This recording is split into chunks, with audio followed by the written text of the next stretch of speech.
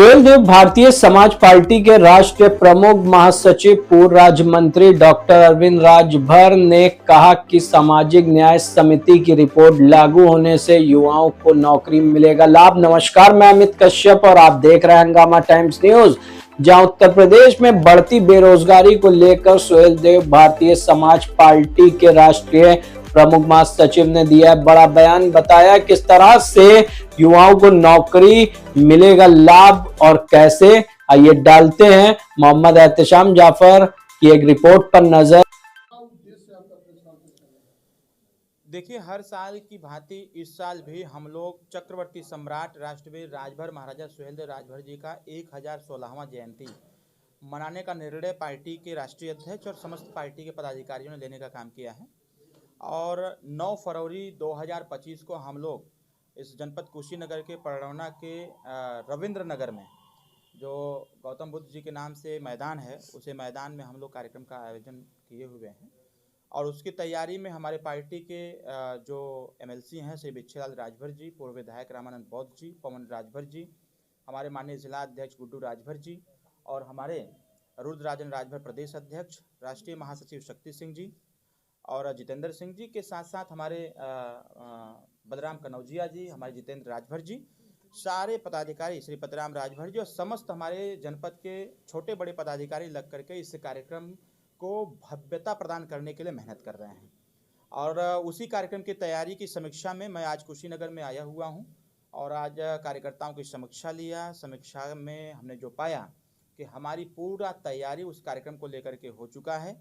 जिस प्रकार से कार्यक्रम तैयार किया गया है कि महाराजा सुहेलदेव राजभर जी का भव्य पूजन भी होगा, उनके नाम से मंत्र उच्चारण भी होगा, उनकी भव्य आरती भी होगी और हमारी आने वाली जो जनता होगी वह जनता अपने अपने स्थान से पुष्प वर्षा करके पूरे देश को संदेश देगा कि जो समाज अपना इतिहास नहीं जानता, अपने बड़े बुजुर्गों की कदर नहीं करता, वह समाज कभी तरक्की नहीं कर सकता। मंच से हम लोग अपने लोगों को यह संदेश देंगे कि जिसका इतिहास नहीं उसका विकास नहीं हो पाता है। तो कहीं न कहीं अपने इतिहास के प्रति हमको जागरूक होना पड़ेगा और ग्रामीण स्तर तक राजा सुहेलदेव राजभर जी की वीरता और उनके द्वारा किए गए कार्यों को जन जन तक पहुँचाने की आवश्यकता है, जिससे लोगों में जागरूकता आवे। जब जागरूकता आएगा तो देश के प्रति, समाज के प्रति, संविधान के प्रति और सनातन के प्रति सभी लोगों की आस्था और विश्वास मजबूती से बढ़ेगी। अभी महाकुंभ में भगदड़ हुआ था, बहुत बड़ा आयोजन किया गया था, भगदड़ आया, विपक्ष का कहना है कि जो है वहाँ पे अव्यवस्था देखा गया, क्या कहेंगे? पहली बात कि हमारे यहाँ जो कार्यक्रम होना है उसमें कोई भगदड़ नहीं होने वाली है। भगदड़ जो महाकुंभ में हुआ वह सोची समझी और साजिश थी। साजिश का शिकार महाकुंभ हुआ, जिसमें हताहत भी हुआ, जनहानि भी हुई और इससे थोड़ी सी सरकार को भी लोगों ने कटघरे में रखा। सरकार उस पर एक जुडिशियल कमेटी बना करके जांच करा रही है और आप भी देख रहे हैं कि प्रतिदिन उसमें जो संलिप्त लोग हैं ऐसे लोगों की गिरफ्तारी भी हो रही है। कुछ पत्रकार साथी भी उसमें इन्वॉल्व थे, कुछ सोशल मीडिया जो संचालित करते थे वह भी उसके जिम्मेदार थे। जिन लोगों ने माहौल ख़राब करने का काम किया, सरकार ने उनके साथ कड़ाई से कानून का सहारा लेते हुए उसका पालन किया और ऐसे लोगों को गिरफ्तार करने का प्रयास भी किया। सबसे अच्छी बात है कि हताहत होने के बाद माननीय मुख्यमंत्री जी ने जितने लोगों की मृत्यु हुई सभी लोगों को 25-25 लाख रुपए का एक अनुदान देने का भी काम किया है। और जो लोग भी ऐसे भगदड़ को मचाने का काम किए, जो वहाँ के चश्मदीद गवाह थे, ऐसे लोगों का स्टेटमेंट लेकर के सरकार उन पर कठोर से कठोर कार्रवाई कर रही है। अखिलेश यादव का भी बयान आया था। देखिए, अखिलेश यादव के बयान को मैं बहुत ज़्यादा सीरियस नहीं लेता। सीरियस इसलिए नहीं लेता हूँ क्योंकि अखिलेश यादव जी उस समय एक बयान दिए थे जब कुंभ चल रहा था।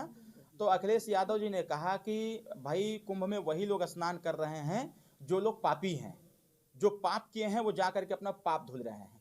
मैंने देखा कि 2 दिन बाद ही अखिलेश यादव जी ट्वीट करते हैं, ट्वीट करके यह लिखते हैं कि गंगा नदी में स्नान उन्होंने किया। फिर मेरा रिट्वीट हुआ, फिर ट्वीट हुआ, जवाब गया कि भाई आपने कौन सा पाप किया था। अखिलेश यादव जी कहे कि महाकुंभ में वही लोग जा रहे हैं जो अपने जीवन में पाप किए हैं, अपने पाप को धोने के लिए महाकुंभ में जा रहे हैं। तो अखिलेश यादव जी विगत दिनों 10-15 दिन पहले गए हुए थे, कहे मैंने 11 डुबकी लगाया। तो अखिलेश जी कौन से पाप किए थे?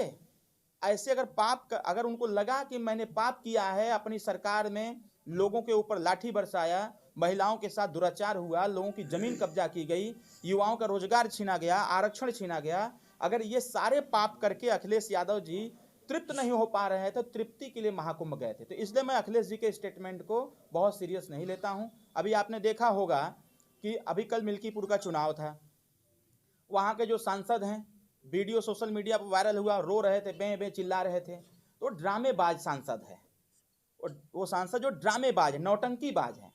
ऐसा लगता है कि वो नौटंकी करते हैं। अभी जब चुनाव चला, चुनाव जीते, वो जीतने के बाद जब पूरा देश चाह रहा था कि आप अयोध्या से जीते हुए हैं, तो अयोध्या की नगरी भगवान श्री राम की है, तो वहां का संबोधन ही जय श्री राम से चालू होता है। जब किसी पत्रकार साथी ने उनसे कहा कि क्या आप जय श्री राम बोल सकते हैं, तो क्या कतई नहीं बोल सकता। तो उन्होंने बोला जय संविधान बोल सकते हैं, तो चुप हो गए। न आप संविधान को मान रहे हो, न आप जय श्री राम को मान रहे हो। और जब कोई घटना घटित हो गई तो उस घटना में मीडिया के सामने और मंच पर आकर के पे चिल्ला रहे हो, ड्रामा कर रहे हो, कह रहे हो हे राम हे राम। और जब उस पर जांच कमेटी बैठाई गई, सांसद ने कहा कि इसकी गहनता से जांच हो। जब जांच कमेटी बैठाई गई, जांच में आया कि समाजवादी पार्टी के ही 3 लोगों ने उस बच्ची के साथ दुराचार किया, उसको उसके साथ दुर्व्यवहार किया, दुराचार किया और मार करके नाले में फेंक दिया। जब आया तो सदन में, अभी सदन, तो मेरा मानना यह है कि जो मिल्कीपुर के सांसद हैं नौटंकीबाज हैं, ड्रामेबाज हैं। उनकी नौटंकी और ड्रामा जनता जान चुकी थी, इसीलिए कल खुल करके मतदान की और मिल्कीपुर की सीट एनडीए चुनाव जीतेगी, अब भारी बहुमत से जीतेगी। पंचायती राज की हम बात कर लेते हैं। आप ये आपके पास में देखा जा रहा है कि पंचायती राज गरीबों के लिए भी कुछ काम करती है, तमाम योजनाएं हैं। अभी मुशहरों का एक बार हम लोगों ने सर्वे किया, मुशहरों का देखा कि जो सरकारी योजनाएं उनके पास नहीं पहुंच पा रही है, तो फिर कैसे इसको जो है। देखिए सुहेल देव, भारतीय समाज पार्टी के एजेंडे पर ही हमारी एनडीए सरकार काम कर रही है।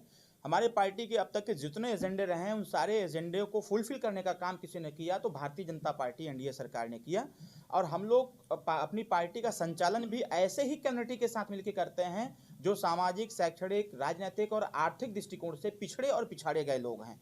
सबसे अच्छी बात यह है कि जब से पंचायती राज विभाग के मंत्री माननीय श्री ओम प्रकाश राजभर जी बने हैं, जो हम सबके नेता हैं, उन्होंने मान्यवर कांसीराम साहब और डॉक्टर बी.आर. अम्बेडकर साहब, सरदार पटेल जी और महात्मा गांधी जी के सपने को साकार किया।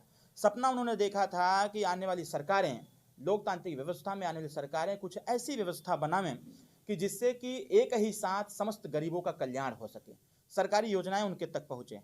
और उन्होंने जो सपना देखा था, उस सपने को साकार करने का काम हम सबके नेता माननीय ओम प्रकाश राजभर जी ने किया, जीरो पॉवर्टी स्कीम ला करके।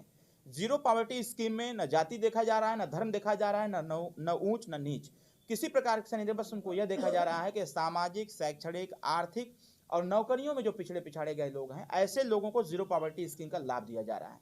और अधिकारियों की कमेटी बनाई गई है निचले स्तर पर, वो सर्वे कर रहे हैं। और इसमें नियम यह भी बनाया गया है कि सर्वे के बाद भी अगर कोई व्यक्ति छूटता है, गलती से या फिर जानबूझ के कोई अधिकारी बदमाशी करता है, तो ऐसे अधिकारी के खिलाफ हमारे माननीय मंत्री जी सख्त कार्रवाई करेंगे और उसको सस्पेंड करते हुए पुनः उस गांव की जांच कराएंगे। हमारा मानना यह है कि सरकार की जो योजनाएं हैं, वो चाहे आवास की हो, चाहे शौचालय की हो, आयुष्मान कार्ड की हो, श्रम कार्ड की हो, तो यह Suhel Dev Bharatiya Samaj party zero poverty scheme से ही कर रही है। इसके साथ साथ बेरोजगारी दर को जो हम लोग देख रहे हैं, तो बेरोजगार जो हमारे युवा साथी पढ़े लिखे हैं, उनके लिए भी युवा उद्यमी के नाम से एक योजना चलाई गई पंचायती राज विभाग के माध्यम से। और यह तय किया गया कि 5 लाख रुपए कोई भी बैंक बिना ब्याज और बिना गारंटी के उनको लोन देगा, वह अपना बिजनेस व्यापार करेंगे ताकि बेरोजगारी दर घटाया जा सके। इसके साथ साथ सुहेल देव भारतीय समाज पार्टी ने जो दबाव बनाया संगठन के माध्यम से, रैली, सभा, जनसभा के माध्यम से, कि हम लोगों की सोच थी, माननीय नेताजी की हमारी सोच थी कि जो गरीब जहां पर भी, जिस भी जमीन पर 15 साल, 20 साल, 25 साल से बसा हुआ है, वह जमीन का उतना एरिया नाप करके उस व्यक्ति को दे दिया जाए जो लंबे समय से वहां निवास कर रहा है। अभी घरौनी योजना आई, घरौनी योजना के माध्यम से उन गरीबों को, जो गरीब जहां बस गया है, घरौनी योजना का सर्वेक्षण हो रहा है, ड्रोन सर्वे भी हो रहा है। और सर्वेक्षण के उपरांत जितना वो एक्वायर किया हुआ है, उतना जमीन का खसरा खतौनी उसके नाम से दिया जा रहा है। इसको बड़ी गहनता से और बड़ी गंभीरता से हम लोग इसको संचालित करने का काम कर रहे हैं। अभी हम बात कर रहे थे, अभी बजट का भी स्टार्ट हुआ था, उसमें मिडिल क्लास के लिए बताया गया कि 12 लाख तक का जो है टैक्स जमा नहीं करना होगा। क्या लगता है, गरीबों का एक प्रलोभन देने का काम किया? नहीं, ये प्रलोभन नहीं है, ये सहूलियत कहा जा सकता है। क्योंकि यह सबसे अच्छी बात है कि भाई जो मध्यम वर्ग के लोग हैं, 12 लाख रुपए पर जो उनके इनकम 12 लाख रुपए है, तो उसे कोई टैक्स नहीं देना पड़ेगा। तो यह सरकार का अच्छा निर्णय भी रहा है। पूंजीपति जो हजारों हजार करोड़ रुपया कमाते हैं, तमाम टैक्स वसूलते हैं, तो ऐसे लोगों से सरकार ऐसे लोगों से टैक्स वसूलने का काम करेगी और उनके टैक्स के पैसे से हमें लगता है कि उत्तर प्रदेश को उत्तम प्रदेश बनाने का जो संकल्प है हमारी सरकार, उसके लिए गतिमान भी है और आगे अग्रसर भी है।